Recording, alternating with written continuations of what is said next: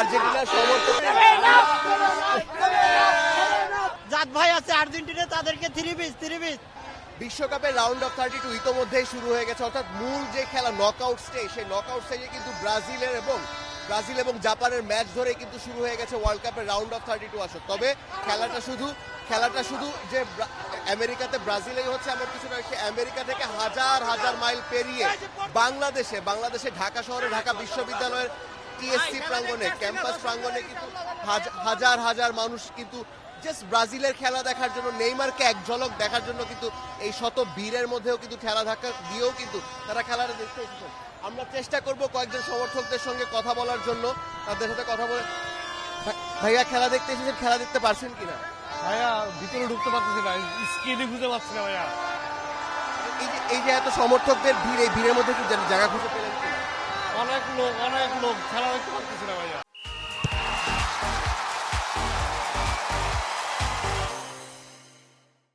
ধন্যবাদ আপনাকে। আমরা আরেকজন সমর্থকের সঙ্গে কথা বলি। এখানে ব্রাজিলের ম্যাচ চলছে, এখানে এই যে সব খেলা কি দেখতে পাচ্ছেন কিনা এখন ভিড়ের মধ্যে? আমি আসলে ব্রাজিল সাপোর্টার, আমি সিলেট থেকে আসছি। অনেক শুনেছি এই জায়গার নামের জন্য আসছি আপনার, কিন্তু আমি কোনোভাবে সুযোগ পাচ্ছি না খেলা দেখার। মানে আপনি সুদূর সিলেট থেকে এসেছেন ঢাকা ব্রাজিলের খেলা দেখার জন্য? হ্যাঁ, সিলেট থেকে। এই যে এবারে বিশ্বকাপে যে খেলছে ব্রাজিল, কত দূর যেতে পারে এবার? ইনশাল্লাহ আমরা আবার চ্যাম্পিয়ন হব, এই আশা নিয়ে আমরা খেলতে যাব। অসংখ্য ধন্যবাদ আপনাকে। আমরা আরেকজন সমর্থকের সঙ্গে এখানে কথা বলি। ভাই একটু কথা বলতে চাচ্ছিলাম আপনার সঙ্গে। এই যে আপনি ব্রাজিলের ম্যাচ চলছে এখন, থ্রি পিস আপনারা কাদেরকে উদ্দেশ্য করে বলছেন? আমরা আমাদের অপোজিট একটা আছে না, জাত ভাই আছে আর্জেন্টিনা, তাদেরকে থ্রি পিস হবেই আজকে ইনশাল্লাহ, ব্রাজিলের জয়, থ্রি পিস। যদি আজকে ব্রাজিল জিতে যায় তাহলে কি মানে আর্জেন্টিনার সাথে যদি ম্যাচ হয় সেই ম্যাচে কি রকম হতে? সে ম্যাচে আমরা ভালো আরো কিছু উপভোগ করব। তারা যেভাবে আমাদেরকে ইয়া করে 7 আপ বলে আমরা অপোজিট দেব, তাদেরকে আমরা বুঝিয়ে দেবো যে আমরা কি জিনিস। এটাই আমাদের উদ্দেশ্য, এটাই আমাদের কাম্য। এই যে আমরা একজন বিশ্বকাপ জয়ী একজন ভাইকে দেখছি হাতে ট্রফি নিয়ে, তিনি যদি একটু আমাদের সঙ্গে কথা বলতেন। এই যে ব্রাজিলের আপনাদের হাতে বিশ্বকাপ, ব্রাজিল এবার কি বিশ্বকাপ জিতবে?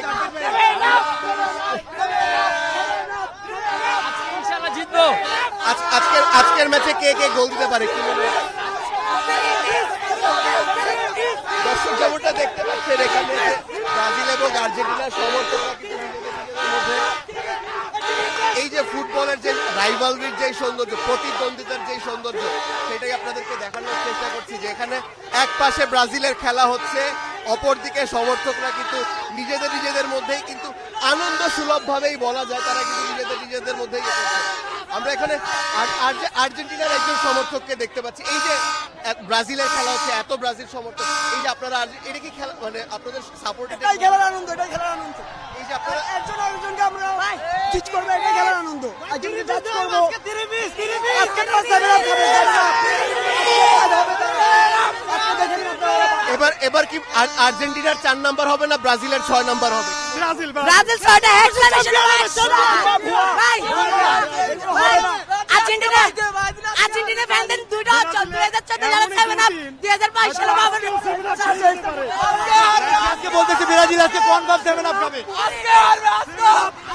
দর্শক ঠিক যেমনটা দেখছেন যে এই যে ফুটবলকে নিয়ে যে ভক্তদের যে পাগলামো, ব্রাজিল আর্জেন্টিনার সমর্থকরা কিন্তু এখানে ব্রাজিলের ম্যাচ হচ্ছে, এখানে কিন্তু ব্রাজিল আর্জেন্টিনার সমর্থকরা কিন্তু বেশ আনন্দ সুলভ ভাবেই কিন্তু ব্যান্টার করছে, প্রতিদ্বন্দ্বিতা করছে।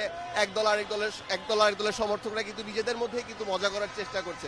আপনাদেরকে দেখাচ্ছি টিএসসি চত্বরের ঠিক বাইরের অংশটা, এখানে কিন্তু মানে খেলা দেখানো হচ্ছে টিএসসির ভেতরে, সেই জায়গায় এতটা ভিড় হয়ে গিয়েছে, সেখানে কিন্তু মানুষ এখন রীতিমতো দেয়ালের উপর দাঁড়িয়ে, গাছের উপর, টিএসসির যে ঐতিহাসিক যে গাছগুলো রয়েছে, বট গাছগুলো, এই গাছের উপরে উঠেও কিন্তু তারা খেলা দেখার চেষ্টা করছে। এই যে ফুটবলের প্রতি ভালোবাসা, এই যে ব্রাজিলের ম্যাচ দেখার জন্য, যদিও নেইমার এখনো একাদশে নেই, হয়তো তিনি বদলি হিসেবে নামবে, কিন্তু এই যে ব্রাজিলকে বা নেইমারকে এক ঝলক দেখার জন্য দর্শকদের মধ্যে যে এই যে পাগলামোটা, এই যে আনন্দ ঘন পরিবেশটা, সেটাই আপনাদেরকে দেখানোর চেষ্টা করছি।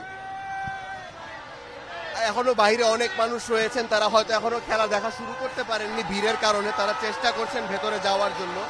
আমরা দেখতে পাচ্ছি যে রাস্তার ডিভাইডারের উপরেও মানুষ দাঁড়িয়ে গেছেন, রাস্তার ডিভাইডারের উপর মানুষ দাঁড়িয়ে কিন্তু খেলা দেখার চেষ্টা করছেন, উপভোগ করার চেষ্টা করছেন।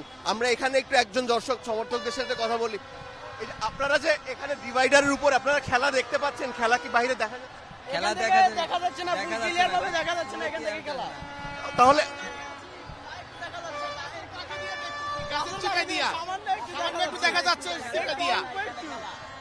ভাই কিছু বলতে চাচ্ছেন?